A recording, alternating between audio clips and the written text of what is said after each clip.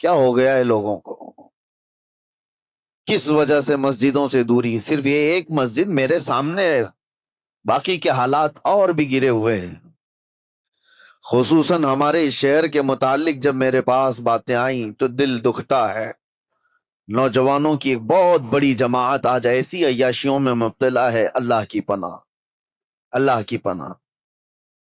میں نے وہ چیزیں باہر پوش علاقوں میں نہیں سنا تھا جو یہاں سننے کو مل رہی ہیں۔ کیا مسلمانوں میں ایسا کوئی مقدمہ ہو سکتا ہے کہ بھائیوں نے مل کر کے اپنی بہن سے زنا کیا ہو؟ یہ معاملات یہاں پر موجود ہیں، پائے جا رہے ہیں۔ کلیجہ منہ کو آتا ہے بیان کرنے میں، کون سی قوم میں آ گئے؟ کیا یہ رسول اللہ صلی اللہ تعالی علیہ وسلم کی وہ امت ہے جس کو قرآن نے خیر امت کہا تھا؟ کیا وہ نوجوان ہیں؟ ہمارے جو علاقے یہاں پر میجورٹی کے ہیں، پولیس کے ڈپارٹمنٹ کے اور دوسری جگہوں پر، وہ مذاق کی جگہ بنے ہوئے ہیں۔ اگر ان علاقوں کا نام لے لو تو لوگ شرماتے ہیں۔ میرے عزیزو، یہ کس کی ذمہ داری تھی ان بے حیائیوں سے روکنے کی، ان فواہشات سے اپنے نوجوانوں کو روکنے کی؟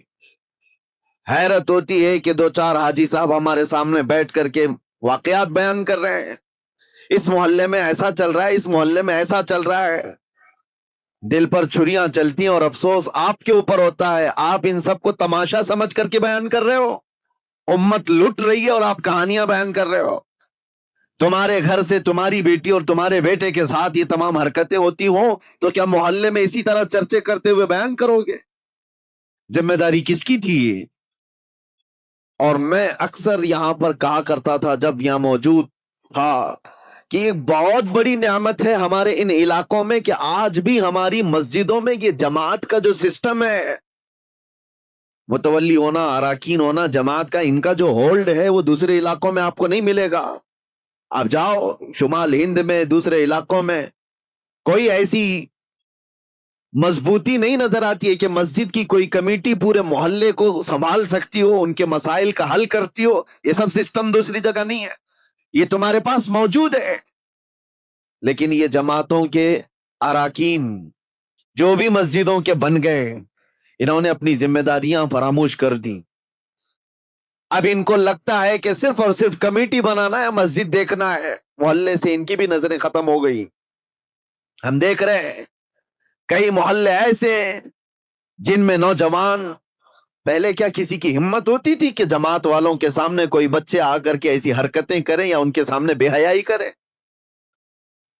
ہوتا یہ تھا، ڈر تھا محلے والوں کو کہ ہمارے نکاح منگنی ولیمے بھی ہونے ہیں، کبھی جماعت سے بائیکاٹ نہ ہو جائے۔ ڈر لگتا تھا لوگوں کو محلوں میں کہ کسی کے گھر پر نظر نہ ڈالی جائے ورنہ جماعت میں فیصلہ چلا جائے گا تو بے عزتی ہو جائے گی۔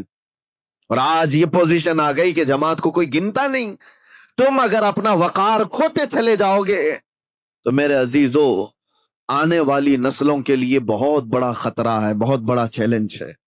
میں دیکھ رہا ہوں ان چھوٹے بچوں کو، ہمارے، اب میں ہر ایک کا نام لے کر کے ذکر کروں تو ظاہر سی بات ہے دنیا بھر میں باتیں وائرل ہوتی ہیں، لیکن سمجھنے والے سمجھ سکتے ہیں۔ اسکول کے چوتھی کلاس کے بچے کو، چوتھی کلاس کا بچہ مشکل سے میرے خیال سے 9 سال کی عمر کا ہوتا، اس کے دادا میرے پاس لے کر کے آئے اور کہتے ہیں کہ یہ نشہ کرتا ہے۔ میں کہا کون سا نشہ کرتا ہے یہ؟ کون سا نشہ؟ نشہ تو لوگ بیڑی سگریٹ گٹکا کو بھی سمجھ جاتے ہیں، بولتے ہیں، بہت سارے لوگوں کو ایسا لگتا ہے، اس کو بھی نشہ سمجھتے ہیں، اور بڑے جو پرانے ہوتے تھے اس سے بھی بچتے تھے۔ تو ان کے دادا نے، بچے کا جو دادا ہے، پوتے کو جو لے کر کے آیا، کان پکڑ کر کے کہتا ہے کہ حضرت مجھے تو پتا نہیں یہ کون سی چیز ہے، لیکن سنا ہے کہ یہ چرس ہے، گانجا ہے، افیون ہے، یہ تمام چیزیں۔ حیرت ہوئی، 9 سال کا بچہ سے پوچھا کہاں سے تمہارے پاس یہ سب چیزیں آئیں؟ کہا اسکول میں تو مل جاتی ہیں، باہر سے کوئی بھیا آتے ہیں اور دے بھی دیتے ہیں۔ میرے عزیزو، ذمہ داری کا احساس کرو، یہ وہ بچے ہیں جو امت کا مستقبل ہیں۔ درد ہوتا ہے ان نوجوانوں کو دیکھ کر کے میرے مصطفیٰ کریم صلی اللہ تعالی علیہ وسلم کی یہ بھولی امت، جس کے لیے میرے آقا رات رات بھر کھڑے ہو کر کے رویا کرتے تھے، آج وہ امت کا یہ حال ہے کہ اپنے نبی رحمت صلی اللہ تعالی علیہ وسلم کی تعلیمات کو پیٹ پیچھے ڈال چکی۔ حالات ایسے کہ نوجوان آج یہی سوچ کر کے بیٹھ گئے ہیں، جیسی ان کی عمر 16 سال کے اوپر ہونے لگی، سب سے پہلا ان کا کام ہے کہ کوئی لڑکی کو پھانس لیا جائے، اس سے معاشقہ کریں، عشق کی داستانیں لکھی جائیں گی، یہی ساری زندگی کے مقاصد ہیں تمہارے۔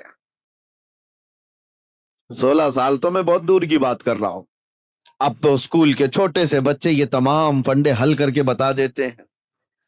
فیس بک، انسٹا، یہ تمام چیزیں چھوٹے چھوٹے بچوں کے ہاتھوں میں موجود ہے، اور وہ پرانے زمانے کے بوڑھوں سے زیادہ جانتے ہیں۔ بے حیائیوں کا دور آ گیا۔ اب مجھے وہ حدیث یاد آتی ہے، ابھی جسٹ مسجد میں آتے ہوئے قبرستان کے پاس سے گزر رہا تھا، دماغ میں یہ ساری باتیں گھوم رہی تھی، جب کسی نے آ کر کے مجھ سے یہ کہا کہ یہاں وہ معاملہ بھی ہے کہ بھائیوں نے بہن کے ساتھ زنا کیا ہے۔ قبرستان دیکھتے ہوئے مجھے میرے مصطفیٰ کی وہ بات یاد آئی۔ اللہ کے نبی صلی اللہ تعالی علیہ وسلم نے ارشاد فرمایا تھا، ایک دور تم پر ایسا آئے گا کہ تم قبرستان کے پاس سے گزرو گے تو تمہیں یہ خیال آئے گا کاش میں اس میں ہوتا تو زیادہ اچھا ہوتا، کیونکہ جو جا چکے، جو دفن ہو چکے، وہ بہت سارے فتنوں سے محفوظ ہو گئے ہیں۔ ہمارا حال ہے ابھی مقابلے کا، ہمیں یہ چیلنجز کا مقابلہ کرنا ہے، گناہوں کا ایسا دور دورہ ہے، کس سے کہا جائے۔ کبھی اس بات کا بھی ڈر لگتا ہے کہ پوری جماعت امت مسلمہ کو اپنے ٹارگٹ پر رکھی ہوئی ہیں۔ تمہیں کیا نہیں پتا، آج نہیں دیکھتے ہو کہ اس صبح سے شام تک سوشل میڈیا بھرا ہوا دکھتا ہے، اسلام کو گالیاں دینے والوں کی ایک انبار ہے۔ نبی پاک صلی اللہ تعالی علیہ وسلم پر نشانے نہیں بنائے جاتے۔ آج ٹی وی کھولو، کسی چینل کو دیکھو تو اسلام کا مذاق اڑانے والے کتے بیٹھے ہوئے ہوتے ہیں، بھونک رہے ہوتے ہیں، قرآن کی آیتوں پر ڈسکشن چل رہا ہے، اذان کو لے کر مسائل اٹھائے جا رہے ہیں، کلمے پر بات آ گئی، تمہیں سب پتا ہے۔ اور ان حالات میں جب گھر کو آگ لگی ہوئی ہے، نوجوان بچے عیاشیوں میں مبتلا ہے، یہ لڑکیوں کو پھنسانے میں مبتلا ہے، فیس بک چیٹ کرتے ہوئے پوری راتیں گزارنے میں مصروف ہیں، اور ان حالات کا کون ذمہ دار ہے؟ میرے عزیزوں، صرف ہماری تقریریں نہیں، امت کا اپنا اپنا حصہ اسے ادا کرنا ہوگا۔ جو جس چیز کا ذمہ دار ہے وہ ذمہ داری نہیں ادا کرے گا تو قیامت کے دن سوال ہوگا، کلکم راعٍ وکلکم مسئول عن رعیتہ۔ میرے آقا نے فرمایا تم میں سے ہر ایک نگہبان ہے اپنے نیچے والوں کا، قیامت کے دن تم سے سوال ہوگا تمہارے نیچے والے بگڑے کیوں تھے، تم سے جو ماتحت تھے وہ بگڑے کیوں تھے۔ باپ سے اس کے اولاد کے بارے میں پوچھا جائے گا، استاد سے اس کے شاگردوں کے بارے میں پوچھا جائے گا، محلے کے بڑے ذمہ دار سے اس کے محلے والوں کے بارے میں پوچھا جائے گا، تمہارے آس پاس رہنے والے بگڑے کیوں تھے۔ یہاں ذمہ داری کا احساس کرو۔ اب تو یہ بھی ڈر لگنے لگا، پہلے کا وہ سنہرا ماحول تھا، ہم کسی محلے سے گزرتے تھے تو اصلاح کرنے والوں کی ایک بڑی جماعت نظر آتی تھی، نماز جانے والوں کی ایک بڑی جماعت نظر آتی تھی، ٹوپیوں والے، نئے نئے نوجوان داڑھیوں والے بھی نظر آتے تھے۔ آج خال خال ہے۔ ہو سکتا ہے میری یہ باتیں کچھ کو لوگوں کو بری لگ رہی ہوں گی، تبلیغ کرنے والے بہت سارے مبلغین بھی بنتے تھے، اپنوں میں سے ہی تو بنتے تھے مبلغین، وہ کہاں چلے گئے؟ انہوں نے بھی اپنا سیف زون بنا لیا کہ ہم اپنے حلقے میں رہیں گے، باقی دنیا جائے بھاڑ میں، مر رہی ہے قوم تو جائے، اس کو کون دیکھے۔ وہ اصلاح کا شعبہ بھی چھوڑ دیا گیا ہے، اور اب تو اصلاح کرنے والے ہمارے محلے سے بھی نہیں گزر رہے ہیں۔ اب سنو حدیث، میرے آقا صلی اللہ علیہ وسلم نے فرمایا تھا، اسی زمانے کے لیے شاید، حضور فرماتے ہیں ایک وقت ایسا بھی آئے گا کہ جو اصلاح کی بات کرے گا، جو ایمان کی بات کرے گا، لوگ اس کو اتنی تعجب سے دیکھیں گے جیسے چور کو دیکھا جاتا ہے۔ داڑھی والے کو، ٹوپی والے کو، اصلاح کی بات کرنے والے کو، حضور فرماتے ہیں جیسے زنا کرنے والے کو عیب سے لوگ دیکھتے ہوں گے، تانا دیں گے، اسی طرح سے ایک وقت ایسا آئے گا کہ مومن کو تانا دیا جائے گا، یہ دیکھو یہ مسلمان ہے، یہ دیکھو یہ ٹوپی والا ہے، یہ داڑھی والا ہے۔ وہ دور آئے گا، بلکہ میں سمجھتا ہوں اس دور میں ہم جی رہے ہیں۔ لوگ آج کیوں اپنے آپ کو ماڈرن اور اپنے آپ کو سیکولر بننے کی کوشش کر رہے ہیں؟ کیوں؟ اس لیے کہ وہ ان تانوں سے گھبرا رہے ہیں، ڈر رہے ہیں۔ میں محلے میں کھڑے ہو کر کے اگر کسی کی اصلاح کی بات کروں گا تو لوگ میرا پچھلا نکال دیں گے، مجھے بھی بولیں گے جمعہ 8 دن ہو گئے ابھی حج کو چلا تو۔ یہ سارے تانے تو سننے پڑیں گے میرے عزیزوں۔